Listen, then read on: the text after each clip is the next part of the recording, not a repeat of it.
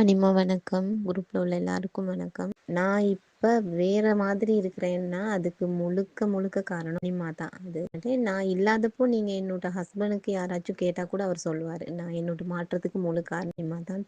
Thank you very much Anima. நீங்க இன்னும் நல்லா இருக்கு. ஏன்னா எங்களோட ப்ரேயர் ஒவ்வொரு நிமிஷத்துலயுமே ஒவ்வொரு என்னோட சக்சஸ் விஷயத்துலயுமே நான் கடவுளுக்கு நன்றி சொல்றேன். ஒவ்வொரு மறு செகண்டும் அனிமாக்கு ஒரு நன்றி வந்துடும். இந்த மந்த்ல அனிமா நானும் ஜப்னா ட்ரிப் நான் 23 வருஷத்துக்கு முன்னுக்கு போனேன். அப்புறம் அதுக்கப்புறம் எங்கேயுமே போகல. வேலை அப்படி இப்படி நிறைய இருந்துச்சு. ஆனா இந்த ட்ரிப் போகணும் அப்படின்னு பிளான் பண்ணியிருக்கக்குள்ள கையில காசு எந்த கையிலயுமே இருக்கல அனிமா. அந்த செய்யற வேலைகளோட என்னமாச்சும் பேலன்ஸ் பண்ணிக்கிருவோம் அப்படின்ற மாதிரி தான் ஒவ்வொன்றும் நாங்க வந்து சேவிங்னு வச்சுக்கிட்டாலும் சில விஷயங்களுக்கு நாங்க கொடுத்து கொடுத்து தான் சாமான் வாங்கி வேலை செய்யக்கூடிய சுச்சுவேஷன். படிக்கிறேன் இன்னும் அந்த மாதிரி நிறைய இருக்கு.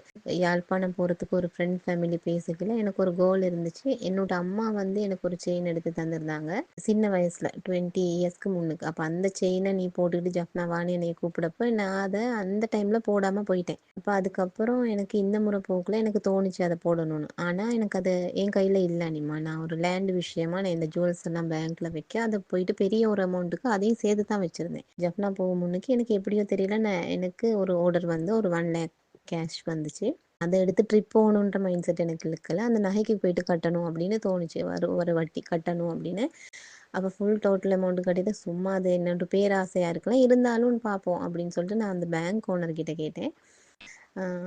16 lakhs கிட்ட நான் வச்சிருக்கிறேன். அப்போ நான் கேட்டேன் எனக்கு இந்த இந்த செயினை மட்டும் எனக்கு எடுத்துக்கிற இயலுமா அப்படின்னு. அப்போ அவர் சொன்னாரு ஐயோ நீங்க 65 lakhs அதாவது 1,65,000 கட்டணும் இதை எடுக்கணும்னா அப்படின்னு சொல்லி சொன்னாங்க. அது மேனேஜர் இல்லை அங்கே இருந்த லேடி. சரி பரவாயில்ல அப்படின்னு சொல்லிட்டு சரி பார்த்துக்கலாம் இன்னொரு முறை அப்படின்னு சொல்லிட்டு நான் கேஷ் கவுண்ட் பண்ணி கொடுத்ததுக்கப்புறம் ஒரு நிமிஷம் மிஸ்ன்னு சொல்லிட்டு அந்த லேடி உள்ளுக்கு போயிட்டு மேனேஜர்கிட்ட காய்ச்சிருக்காங்க. அப்போ மேனேஜர் என்னை கூப்பிட்டு உள்ளுக்கு காய்ச்சாரு. அப்போ சொன்னார் இங்கே ஒரு 2-3 இயர்ஸாக உங்களோட உங்களோட டீலிங் நல்லா செய்துட்டு போகிறீங்க மேடம். அதாவது எனக்கு எங்களோட ஸ்டாஃப் சொல்லுவாங்க நீங்கள் வந்து வட்டி கட்ட நகைக்கு வரைக்கில என்னமாச்சும் வந்து கொண்டு வந்து கொடுத்துட்டு அவங்களுக்கு தேங்க் பண்ணிட்டு போவீங்கன்னா அது நிறைய பேர் வட்டி காசு கொடுத்துட்டு எங்களை ஏசிட்டு போவாங்க.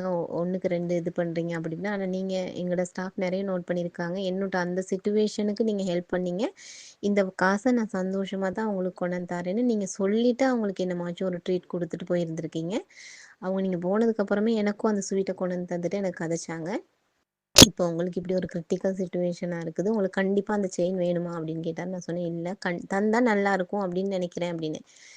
அப்போ அவர் சொன்னார் இப்போ இருக்க நகை பெறுமதிக்கு உங்கள்கிட்ட இருக்க நகையில் அது வந்து வேல்யூ கூட அதனால நீங்கள் இப்போ 1 lakh கட்டுறீங்க இன்னொரு 2,000 மிஸ் கூட கட்டுங்க நான் உங்களுக்கு செயினை தரேன் அப்படின்ட்டு. எனக்கு அவ்வளோ ஒரு ஹாப்பியாக இருந்துச்சு. 2,000 நான் அந்த நிமிஷமே கொடுத்துட்டு நான் செயினை மீட்டுட்டு வந்துட்டேன். ஒரு நகை என் கைக்கு வந்து நான் ஜப்னா போயிட்டு நான் டூர் ஃபோட்டோஸ் இதில் சென்ட் பண்ணுறேன். ரொம்ப ஹாப்பியாக போயிட்டு வர அன்றைக்கி ஈவினிங்கே நான் ஒரு இன்னொரு விஷயத்துக்கு காசு அப்ளை பண்ணி வச்சுருந்தேன். அந்த ஒரு 1 lakh கேஷும் எனக்கு வந்துச்சு. அப்போ ட்ரிப்பில் போயிட்டு ரொம்ப ஹாப்பியாக சந்தோஷமாக ஜொலி பண்ணிட்டு வர அளவுக்கு என் ஹஸ்பண்ட் ரொம்ப ஹாப்பியாக இருந்தார். எங்கேயும் போனதில்லை. அவருக்காக தான் மெயின் இந்த ட்ரிப்பையும் போனேன். மற்ற ஃபேமிலி ட்ரிப்பாகவும் போனோம் நாங்கள். ரொம்ப ஹாப்பியாக இருந்துச்சு. நான் நிறைய விஷயங்கள் நான்லாம் இப்போ எனக்கு இந்த நிமிஷம் எனக்கு இந்த விஷயம் நடக்கணும் அப்படின்னு நினச்சா அது எனக்கு நடக்குது. அனிமா நான் வந்து எவ்ரிடே நான் 3 o'clock எழும்பிடுவேன் அனிமா. எழும்பி குளிச்சுட்டு மெடிடேஷன் பண்ணுறதுக்கு பதில் நான் கடவுள்கிட்ட ப்ரேயர்ஸ் 2 hours நான் கண்டிப்பாக அனிமா எனக்கு மஸ்ட்டு.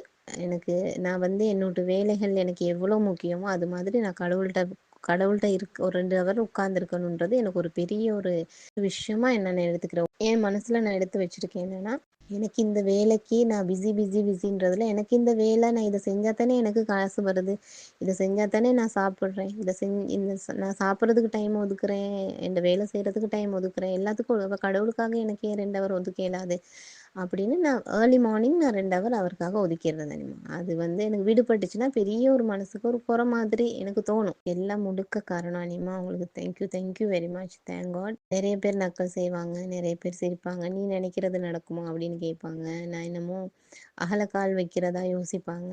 ஆனால் நான் அகலக்கால் வச்சு நான் நினைக்கிற விஷயங்களை இப்போ அச்சீவ் பண்ணிக்கிட்டு வரைக்கல அவங்க அது வந்து இப்போ அவங்க என்னைய தன் ஃபேமிலியில் ஒருத்தங்கன்னு சொல்லிக்கிறதுல ரொம்ப பெருமைப்படுறாங்க. அந்த நிலைமைக்கு என்னை கொண்டு வந்து வச்சிருக்கிறது அம்மா அனிதா அம்மாவுக்கு ரொம்ப ரொம்ப நன்றி. எங்களோட ப்ரேயர்ஸ் உங்களை ரொம்ப ரொம்ப நல்லா வச்சுருக்கோம் Anima. Love you so much. எல்லாரும் பயிற்சி செய்யுங்க. வாழ்க்கையில் ரொம்ப வித்தியாசமான ஒரு விஷயங்கள் நடக்கும். Thank you Anima. Love you so much.